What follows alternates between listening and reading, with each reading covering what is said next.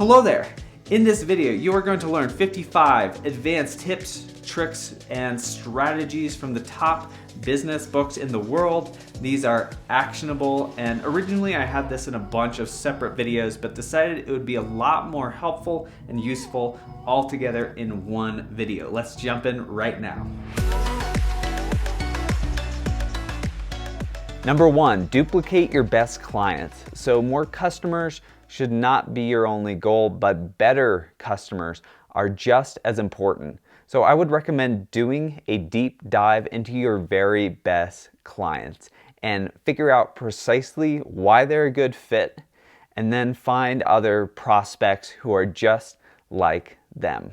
Number two is don't do anything else while making an important phone call. Give it your full focus. The person you're speaking with will be able to tell that you're focused on something else, which can really lead to a poor business call.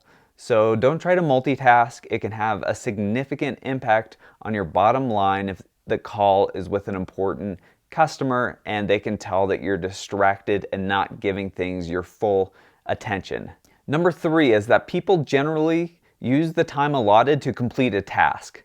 So if you give your employee or yourself a week to get something done, they'll generally use the full week to complete the task. However, if you give them a day, they'll often be able to do it in that full day. Now, obviously, there's certain deadlines that are completely unreasonable, but people can work much more quickly and efficiently when they're up against a deadline, a somewhat challenging one. Number four is about pivots. And a pivot is taking data and figures to make an adjustment to your strategy. So don't just think about how much time you have left before you run out of money. Think about how many pivots you have left. It's really important to iterate fast and release often. This is a concept from the lean startup.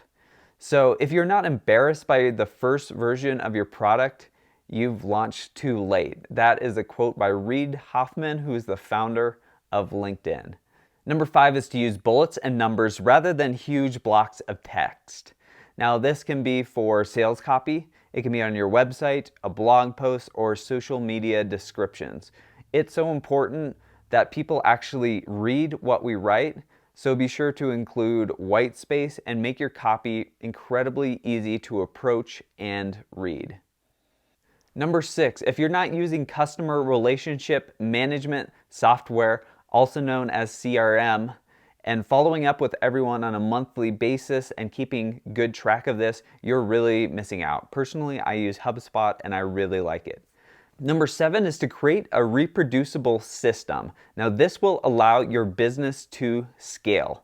And without a reproducible system, everything will continue to rely on you. So you want to be working on building standard operating procedures. They're so important and they'll really show how things are meant to be done. Number eight, you want your company to be dependent on the systems you create, not dependent on you. So if your company is dependent on you, you'll be a bottleneck and you can never leave or take a vacation. So the very best run business is one that can operate while you're gone. Number nine, innovation isn't always a brand new invention. Innovation can be in how a product is priced, financed, packaged, supported, delivered, or managed. Number 10, you and your company should become a thought leader. So becoming a company that's sought out for their opinion and their comments is incredibly important. Not only will this help you build authority and exposure, but it will really elevate your value. Both the real value that you can provide as well as your perceived value. This will help you excel toward becoming a leader in your industry. Number 11 is to build in time for problems that may arise. Now, it's not a question of if problems will arise, problems are going to arise. So do not build things around a best case scenario. You really need to build in some extra time, and if you actually plan ahead, you won't be in trouble when those problems do actually arise. Number 12, create checklists for the processes in your business. For example, this could be run an accounts receivable report, For invoices 7 days overdue, send a friendly reminder. For invoices over 14 days overdue, call the customer and tell them to pay, and then forward any invoices that are more than 27 days overdue to a debt collection agency. Really having this as a standard procedure will make a huge difference. And you want to actually consult with and work with your team members to handle this, to make sure it's set up correctly and that they understand it, because they're the ones who are going to be actually implementing it. Number 13 is when customers buy the primary expensive item, the suggested add-ons and upsells will appear relatively cheap. So a good example of this is after you buy a $1,000 suit, an $80 shirt will seem incredibly inexpensive. And the same is true when you buy a car and get smaller add-ons. Upsells are an incredibly effective way to increase a sale. The good example of that is, would you like fries with that?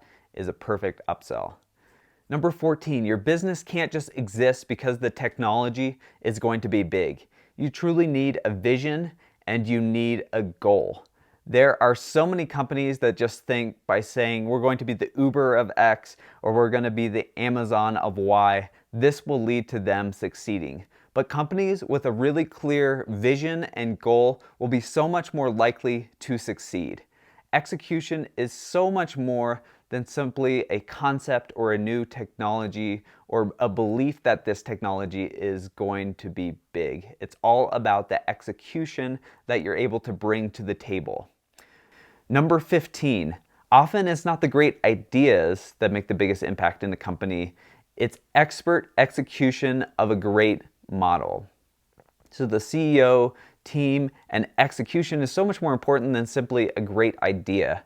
I know a lot of people who invest in startups invest in incredible entrepreneurs rather than simply the idea behind the company. Number 16, it's ideal to be making $150,000 to $200,000 per employee, or at least 2.5 times the labor costs. It's also important to have at least 6 months of pay set aside for an employee before you hire them. You really don't want to hire someone and then need to lay them off 2 months later because you didn't plan ahead. So it's so important to make sure that your business can actually sustain that new employee and that they'll be able to bring a lot more value than you're actually paying them in wages. Number 17, everyone notices how firing and departures go. So you want to tell people everything you can legally about the split, because people are really paying attention. If the person is let go without any advance notice and isn't looked after, people will notice that. So tell people what you can, because they will gossip and come up with their own answers. Number 18, Southwest is a very effective company we can take some lessons from. They had one main focus and they did it incredibly well.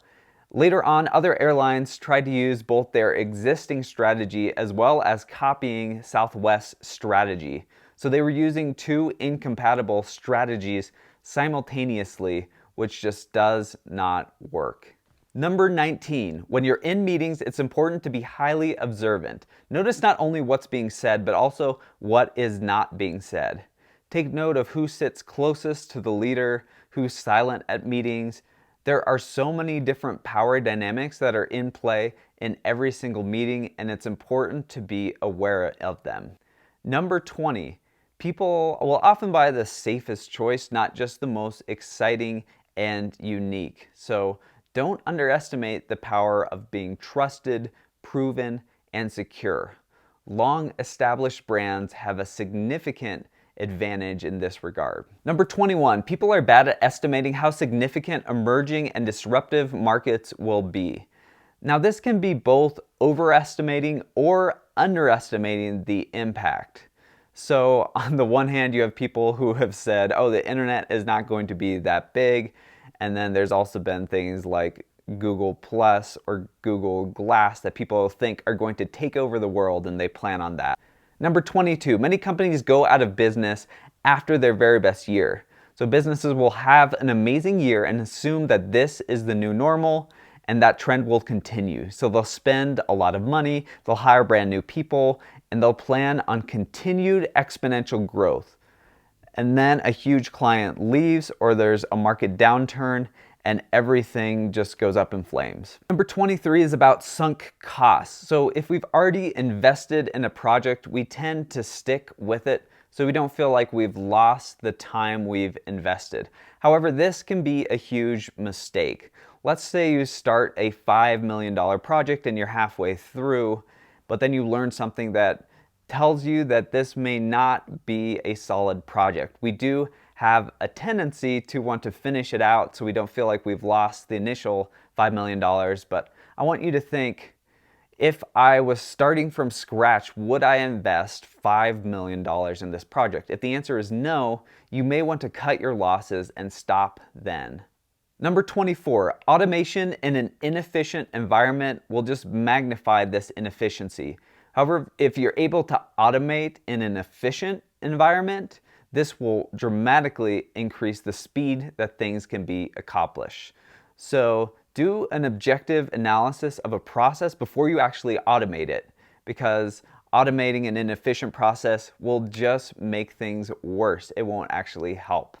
Number 25, never delegate something that can be eliminated. So have a process to decide what's necessary and what can be eliminated. It's a huge waste of time and money to delegate something that you can get rid of. So delegating can save you time, but not if you're delegating something that's not important. Number 26, sometimes you just need to bring people the salmon. Now let me explain. When you go to a restaurant, you want to be served delicious salmon. You don't want the chef to take you into the kitchen and show you every single appliance and have you meet every single person and have you work on grilling the salmon as well. You just want the end process. You want the salmon. So this can be so true in business. Sometimes the person simply wants the end product. They don't want to help you make the product or to rely on them to make it. They simply want you to bring the salmon to them. Number 27, we can take a lesson from Apple. They really created an identity and a sense of belonging around their product. And they created a core group of people that were part of a community. So they not only defined who their customers were, but they really painted a picture for what they wanted their customers to accomplish and who they wanted their customers to become. Number 28 is that new retailers need to find a way to differentiate themselves from their online competitors. Sephora does a really good job at this. They meet with you and go through samples and give you a personalized experience you can't get online. Number 29 is, in your office, feedback should really be a dialogue, not a monologue. So it's much more productive to have a conversation when you're giving feedback. If someone gives a really bad presentation, don't give them a very long and condescending monologue about how terrible it was.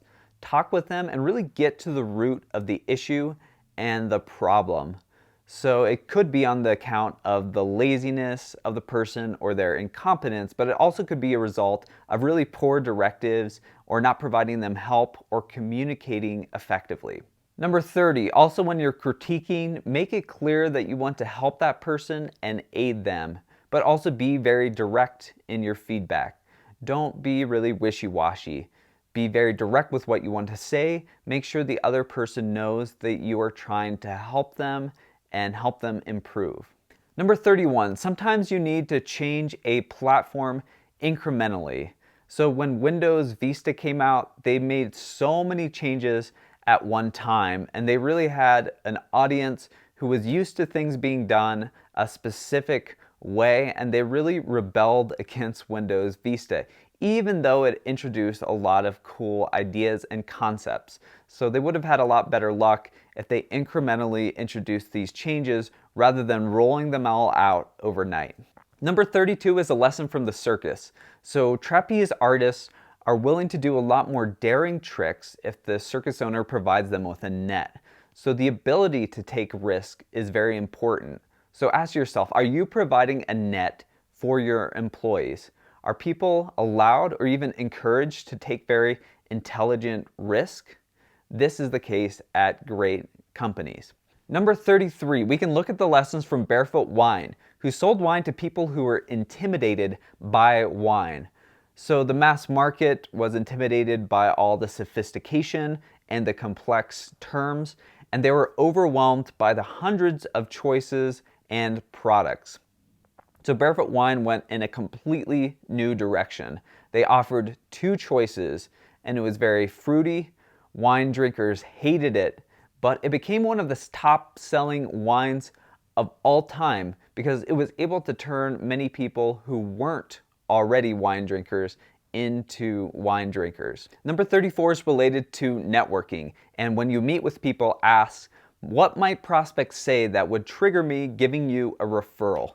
And you can also let them know what would trigger them thinking of you to give a referral to you. And you really want to get specific. So don't say, oh, if you ever meet someone who needs a video, have them reach out. People generally won't say randomly, oh, I need a video. So a much better trigger than this would be, if you know any realtors who have trouble increasing customers during the slow season, that's something I help people with all the time. Number 35 is that leaders should take complete ownership. They should work so hard that they're no longer needed. This is an idea from The Dichotomy of Leadership. It's a great book. And really great leaders should be able to do such an incredible job training all their employees to the point that employees can actually effectively operate things without your help. Number 36 is having too many projects or problems you're focused on at once can lead to you failing. So if you're fracturing your focus and all of your attention and you're not able to actually focus on a project or on a problem for more than 10 minutes without getting distracted by something else and pulled in another direction, this can be a huge problem and you want to try to avoid it if possible. Number 37, as a leader, you really need to care about your team's welfare. So make sure that your team has all of the resources and information that they need to succeed. Your team will function the very best if they're all in the loop and they feel trusted and supported by you. Number 38, you don't want to let your team always look to you to answer every single question. So once your team is properly trained and given the proper procedures, they shouldn't need to come to you for every little question and every little task. You should have trained them so they can answer a lot of these on their own. Number 39, you shouldn't care too much about tiny, trivial details, but be overly strict and hold the line for only the very most important things. Now, if you're incredibly strict and trivial with unimportant aspects of your business, it will really be hard to find control and added attention for the things that really, truly matter for your business. Number 40 is that most underperformers need to be led, not fired. So fire them only if they've been given many chances and they're truly hurting your team and your company. Often your team will really need better training and leadership. So you want to fire people if they've been given ample opportunities over and over again and they have still failed. Number 41 is when you make a request, make a case for why it needs to be done. Just pulling rank is rarely an effective way to lead. So an example is sales professionals needed to log data from their sales and data into the computer, but they really didn't want to, especially after a long, challenging day. So this drove management absolutely crazy. However, no one had ever explained to them why this was so important and how it could actually impact them. So once they understood the reason it was being done, and that doing it could actually raise their sales and their commission by 10%, they were actually happy to make that change. Number 42, it's so important to have a healthy relationship with your supervisor or your employee. So you really want to do what you can to build and maintain that relationship. So I want you to ask yourself, what can you do that's within your power to maintain a healthy relationship with your supervisor, because this is the person you're working with every day and really treat that relationship as a valuable asset. This will have a big impact on your work, enjoyment, productivity, and overall your workplace culture. Number 43 is often when leaders lack confidence, they're hypersensitive and nervous or jealous. So really, building self-confidence is so important for strong leaders. And this is an important dynamic that employees and CEOs need to be aware of because it could really wear down a business and have a negative impact. Number 44, make sure you're valuing their employees and that you're giving them all of the tools that they need to succeed. So you want to make an effort and make sure that employees really feel appreciated. They should also feel like they have the tools they need to accomplish their tasks and to actually grow professionally. Number 45, make a backup plan for just about everything that's incredibly important because things rarely go exactly as we had planned. A well-defined strategy for mission-critical tasks can really be the key to your success. Number 46, you must be determined to win at all costs, relentlessly pushing forward against all obstacles. So a really inspired and determined team performs the best. So it's your job to build a team that is ready to face the challenges and overcome difficulties to meet the desired outcome. Number 47, you will lose if you care more about yourself and your pride versus your people and your mission. Your team and your mission or your goal should be more important than just your ego or your pride. So learn to place focus on that success and really care about the well-being of your team. Number 48, becoming an outlier is a wish, not a strategy. So many companies just assume that they'll be outliers, but they don't have a strategy or process in place. So they'll just have vague plans to become an outlier, and this is not actually a strategy. Number 49, when you meet with people, they have a status perceived by the community, but they also have their own perception of their own status. So you could be meeting with a CEO that's very insecure. So someone could also have very little successes or status and have a very inflated view of themselves. And this actually matters in meetings and discussions to be aware of how the outside world perceives them as well as how they perceive themselves. 50 is to be observant and notice who eats first at meetings and notice who sits closest to the emperor. So being aware of these power dynamics that are at play.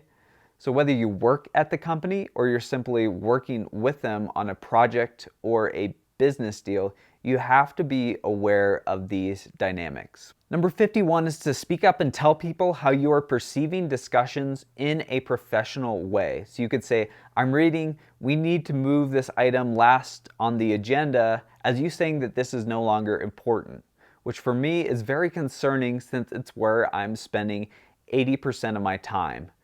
And there can be a lot of times where something is perceived incorrectly, so actually professionally spelling out how you're perceiving things is important. This is a concept from Daring Greatly by Brené Brown. Number 52, be aware that some organizations absolutely love the status quo, and they will fight against facts that upset that status quo. So not all data and information will go over well, even if it's accurate. It's not uncommon for organizations or employees to fight to keep the status quo, even if this isn't the best thing for the company. So be aware of that when you're trying to make change or bringing things up. Number 53, you should always figure out why employees quit. You'll often learn something very important. You can often learn really valuable takeaways when employees quit. And these are takeaways that will inform you about what's not working in your organization or what to look for in the next employee. So it may be clear the person who left wasn't a good fit, but that conversation could really help you better understand the type of employee that would have been a really good fit. and there may be some things in your organization you're not even aware of that will come up. 54 is be careful not to play politics. So you may meet with someone and talk about their aspirations and try to encourage them in that, but this could come across to someone else as if you are grooming them to take over the other person's position. So people do talk, there is a lot of gossip, so you want to, in any way you can, avoid showing favoritism or making it look like you're threatening someone else's position. Number 55, transparency is an important part of trust. So employees that feel left in the dark will often make up their own stories. So try to be generous with the information that you can provide at all times. If times are tough, don't lie to your employees. Be honest with them and forthright in the information you provide. Number 56, ego and control are often a lot more important than price. Business deals can be really complex. So a CEO or leader's ego and feeling of control are often a lot more important than simply the price of a product or a service. Number 57 is don't just say you have good customer service. Let people know precisely what they can expect. So for example, 2-day free shipping or results in 6 weeks or your money back are a lot more concrete promises. So really let people know exactly what they can expect from your customer service. Number 58, you can often make the most money where you and your team have the most drive and the most enthusiasm. So really be careful about shifting course and guiding your team towards something simply because you feel like it will be more lucrative.